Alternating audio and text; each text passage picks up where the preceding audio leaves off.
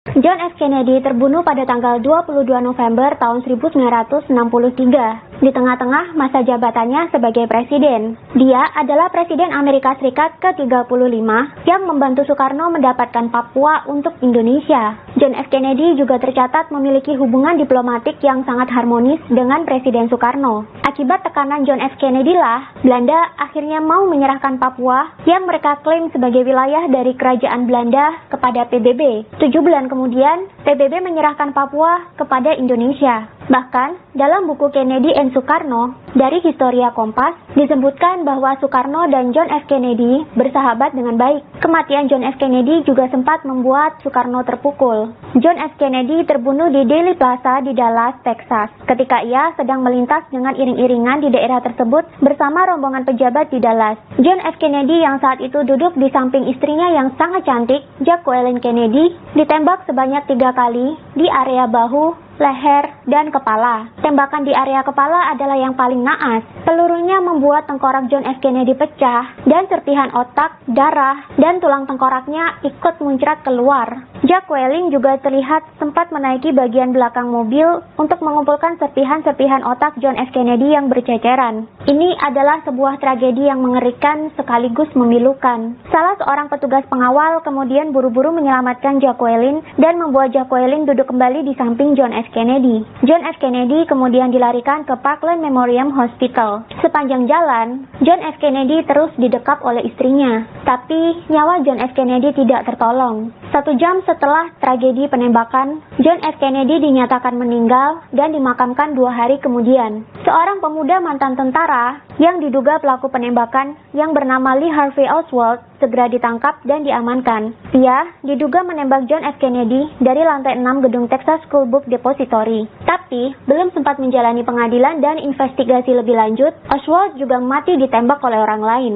Sampai sekarang, kasus kematian John F. Kennedy masih menjadi misteri. Setelah kematian John F. Kennedy, memang dibentuk sebuah tim investigasi yang bertugas menyelidiki penyebab dan dalang di balik tragedi penembakan. Tim investigasi ini disebut dengan Komisi Warren. Komisi Warren melaporkan bahwa Lee Harvey Oswald adalah pelaku tunggal dalam tragedi tersebut. Tapi, banyak rakyat Amerika Serikat yang tidak percaya. Rakyat menduga ada sesuatu yang memang sengaja ditutupi oleh CIA dan FBI tentang tragedi tersebut. Logika gampangnya sih, kalau memang Lee Harvey Oswald itu adalah pelaku tunggal, kenapa dia juga dibunuh oleh orang lain sebelum mendapatkan pengadilan? Apakah ada pihak-pihak yang takut jika Lee Harvey Oswald mengatakan sesuatu di pengadilan nantinya? Yang lebih misterius lagi, adik dari John F. Kennedy, Robert Kennedy, juga dibunuh secara misterius sebelum ia sempat dilantik menjadi presiden 5 tahun kemudian. John F. Kennedy dan Robert Kennedy ini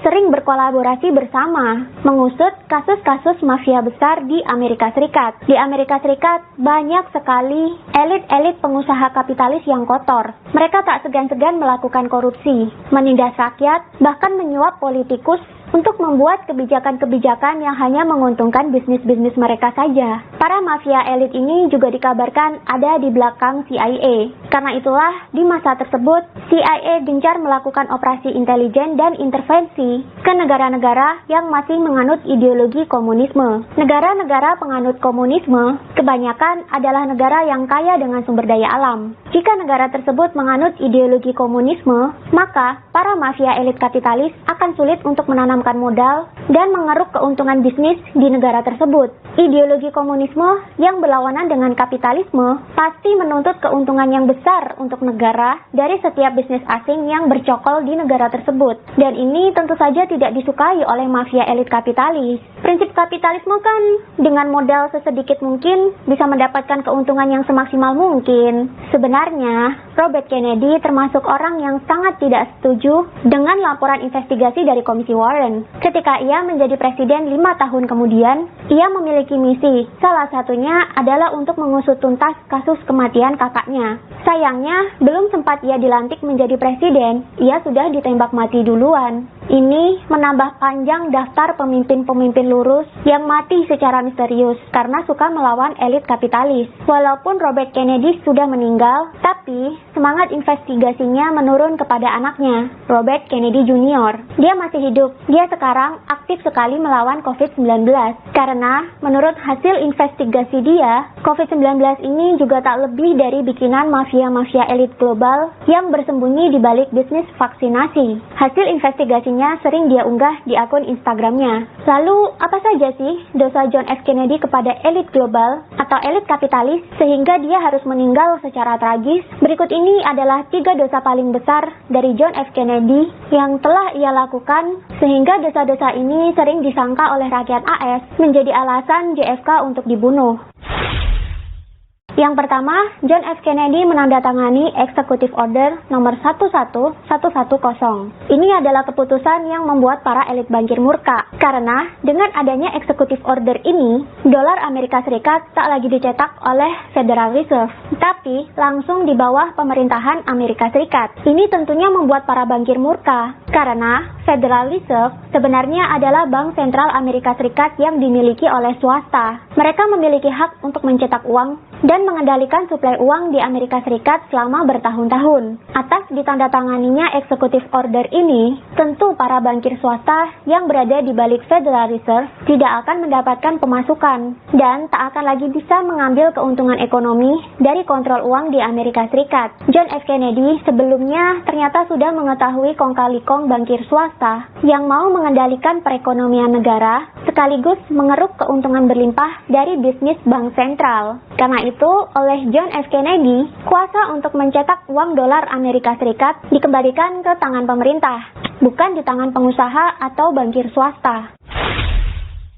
Yang kedua, John F. Kennedy mendukung Indonesia untuk mendapatkan Papua. Papua adalah target bisnis para elit kapitalis Amerika Serikat selanjutnya. Para elit kapitalis ternyata telah mengetahui besarnya potensi kandungan emas di dalam Gunung Grasberg. Belum lagi kandungan nikel dan tembaga di Gunung Esberg di Papua. Para elit kapitalis sangat berharap kalau Papua bisa jatuh ke tangan sekutu mereka, yakni Belanda, supaya mereka bisa menguasai Papua dengan mudah. Tapi Soekarno tidak mau memberikannya kepada Belanda. Ia melobi John F. Kennedy sebagai sekutunya Belanda agar menekan Belanda supaya mau menyerahkan Papua. Bila tidak, Soekarno dibantu dengan Uni Soviet akan melakukan perang perebutan Papua kepada Belanda. Ini tentu akan merepotkan Amerika Serikat sebagai sekutunya Belanda. Karena jika Belanda terlibat perang, Amerika Serikat tentu harus membantu Belanda untuk berperang. Sedangkan di belakang Indonesia ada Uni Soviet, negara adidaya yang menjadi pesaing berat dari Amerika Serikat. Dan lagi pula, saat itu Amerika Serikat dan Uni Soviet sedang terlibat perang dingin. John F. Kennedy pun setuju untuk mendukung Indonesia mendapatkan Papua. Bahkan, John F. Kennedy juga memberikan bantuan finansial kepada Indonesia sebesar 11 juta US dollar. Ini tentu saja membuat para elit marah besar dan membenci JFK.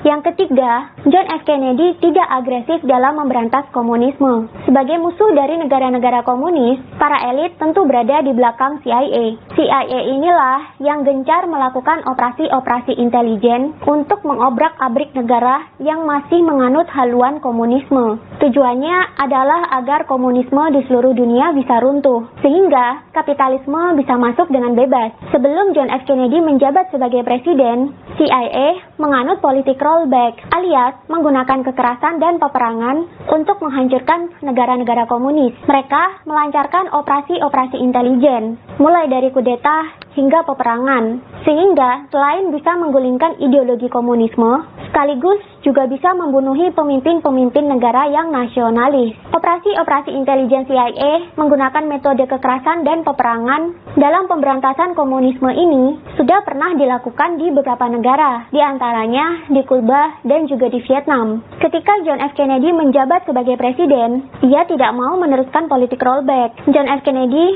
memiliki cara lain yang lebih halus untuk memberantas komunisme, yakni the policy of containment. JFK berusaha untuk membendung komunisme dengan cara mengajak para pemimpin-pemimpin negara yang masih komunis atau pro-komunis untuk berdiplomasi dan bekerja sama. Karena itu, John F. Kennedy mau bekerja sama dengan Soekarno untuk mendapatkan Papua. John F. Kennedy berpendapat bahwa Soekarno bukanlah komunis, ia 100% nasionalis. Dan Partai Komunis Indonesia yang berdiri di belakang Soekarno juga terdiri dari 90% orang yang nasionalis. Hanya 10% saja yang benar-benar komunis sejati. Dengan mendukung Soekarno mendapatkan Papua, baru dari situlah John F. Kennedy berencana untuk melakukan kerjasama lanjutan untuk menghapus komunisme di Indonesia. Tapi ini tentu membuat CIA dan para elit kapitalis di belakang CIA marah besar. Sudah terlalu banyak John F. Kennedy merugikan para mafia elit. Karena itu,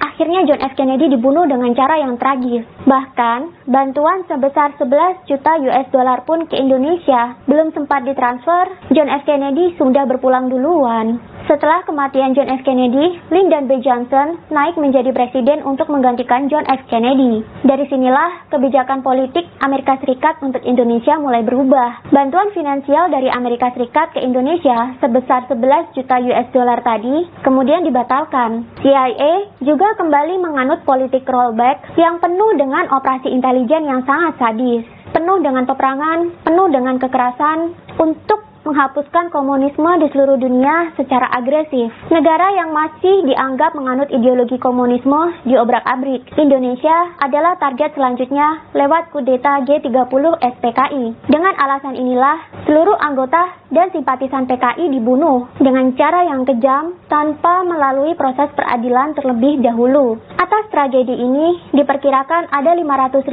hingga 1 juta orang anggota dan simpatisan PKI tewas dibunuh dengan sadis.